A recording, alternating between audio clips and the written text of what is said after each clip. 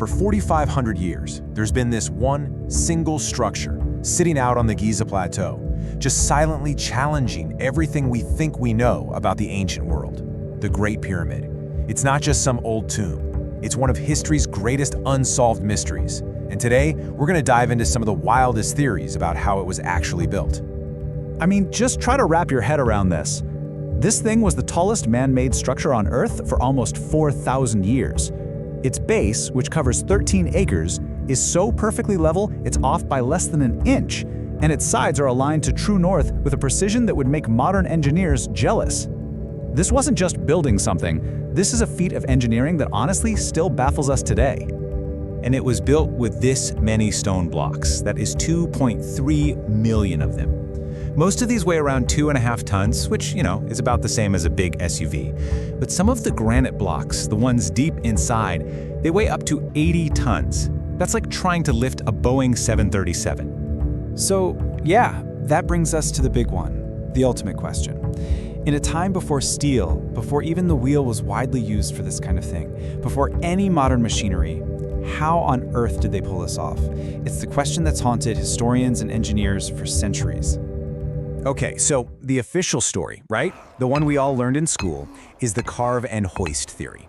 The idea is that the Egyptians just quarried millions of blocks, shaped them with basic tools, and then dragged them up these massive ramps. It sounds simple enough, but the more you look at it, the more questions pop up. Let's just break down how hard this would be. First, their tools were mostly copper. Trying to cut granite with copper chisels with this kind of precision, it's a real stretch. Then there's the job of lifting 80-ton blocks hundreds of feet in the air. But maybe the most mind-blowing part is the outer casing stones. They were fitted so perfectly you can't even slip a piece of paper between them. And to do all of that in just 20 years, it just seems almost impossible. So, because the standard theory has all these holes, it's opened the door to some much more radical ideas. What if the Great Pyramid wasn't a tomb at all? What if its real purpose was something we're just now starting to even think about? What if it was a machine? Some of these more out-there theories connect the pyramid to ancient myths, like Prometheus stealing fire from the gods. The thinking is that these old stories might actually be a kind of faded memory of a lost technology. Proponents say the pyramid was a source of massive power, something the Egyptians apparently called iket, which means glorious light. A power so great you could only really describe it as divine. So what kind of fire could we be talking about? Well, one theory points to these little things. Neutrinos. They're these tiny, almost weightless particles that the sun is constantly blasting in all directions. Billions of them are flying through your body this very second, and they almost never interact with anything, which is why we call them ghost particles. But what if you could force them to? This is the neutrino reactor theory. It suggests that the pyramid is basically a giant machine built to capture energy from the sun. The idea is that its super precise geometry and the specific materials it's made of could somehow tune matter, making it more likely for neutrinos to slam into atomic nuclei. If that happened, it would release a burst of energy. And if you could do that on a massive scale, well, you'd have a source of pretty much limitless, clean power. Okay, so a pyramid power plant is a huge claim. And you know the saying, extraordinary claims require extraordinary evidence. So how do we sort through this? How do we tell the difference between a potentially groundbreaking new idea and what a lot of academics would call pseudoarchaeology? It really all comes down to your method. The scientific method is all about following the evidence wherever it leads. You start with a question, you test your idea, and you have to accept the conclusion, even if it's not what you wanted. Pseudoarchaeology, on the other hand, kind of works backwards. It starts with the answer, like the pyramid was a power plant, and then goes looking for any little piece of evidence that seems to fit, while ignoring all the stuff that doesn't. So if we apply some of that scientific skepticism to the power plant theory, some pretty tough questions come up. Like, if it was making power, where's all the machinery? The turbines, the control rooms, the power lines? Also, generating power creates a ton of heat, which makes things expand.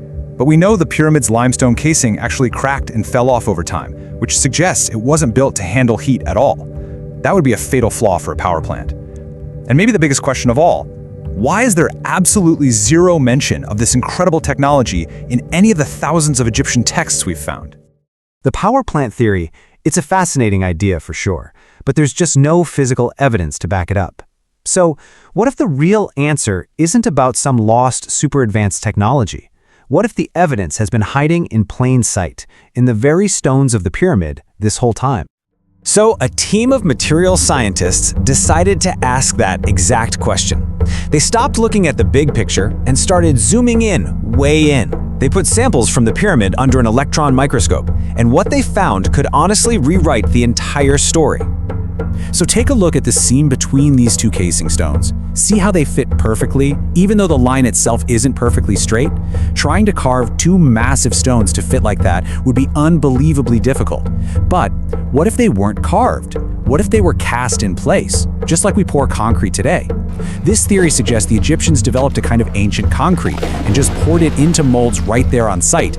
And under a scanning electron microscope, the casing stones show something surprising. You see, natural limestone has these neat, orderly layers. But this stuff? It's a jumbled mess of crystals. This is exactly what you'd expect to see in a material that was mixed together and then hardened quickly, a lot like modern concrete. But here's the real kicker, the chemical analysis.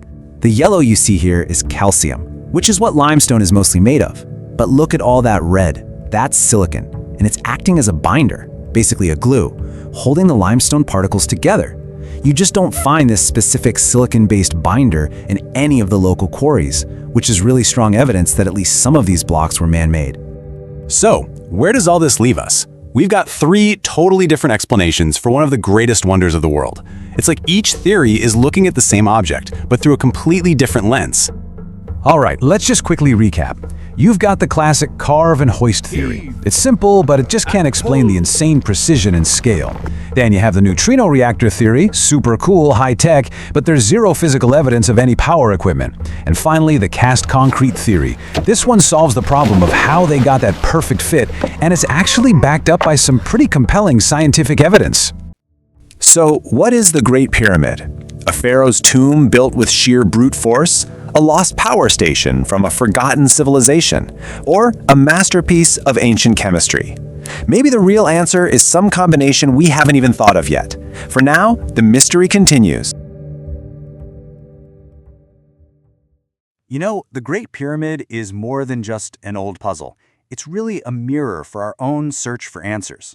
It reminds us that while it's fun to dream up these incredible theories about lost technology or visitors from the stars, sometimes the most profound, the most radical answers are found by just looking a little bit closer at the world that's right in front of us.